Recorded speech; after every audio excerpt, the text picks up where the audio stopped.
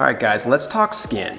So I turned 36 last month, and I occasionally get from people, patients, sometimes like, hey, you're too young to be doing this, how old are you? And I tell them my age and they are surprised. So granted, I have a baby face, it's true. Part of it's genetics, part of it's the fact that I was a nerdy kid growing up and I just played video games in the house and didn't get any sunlight on me. But when I get asked by a lot of people, what do you do for your skin? What's going on here? And the reality is I did nothing for my skin until I was probably 33. And that's when a couple of my friends who were, much older had said, hey, you need to be putting on SPF, you need to be doing more stuff. And then I realized, oh shoot, you're right.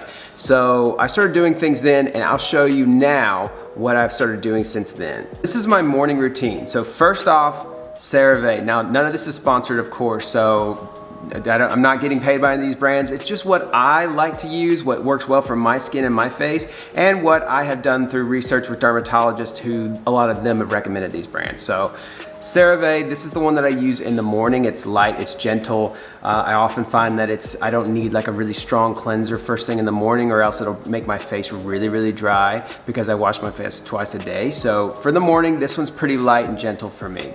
Then after that, I use Sol Cuticles Day Glow Serum. Now, I don't have any allegiance to this brand or this type of vitamin C. So, I like it so far, but I actually am about to try out a different type of vitamin C from May Love that got a lot of good hype, and I'm excited to try that one because I think that one's gonna be even better. So we'll see if that one works well.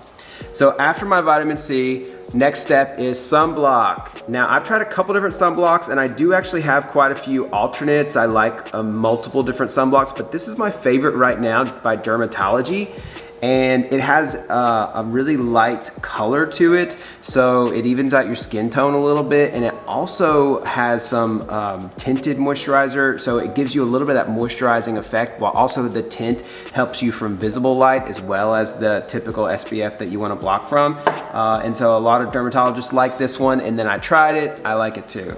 And then of course you don't want to forget your neck and this whole area here, because even though it's not your face, it's still getting sunlight, and you'll look at 60-something-year-olds, 70-year-olds, and you'll see a lot of those changes over time from their neck. And so I've just this year started using some neck SPF. This one's cheaper than the other SPF that I use because that other one's a little bit higher grade, but this one is really nice for your neck, and it's not too expensive. So I like these more budget ones for like necks and larger areas that you're gonna cover like that.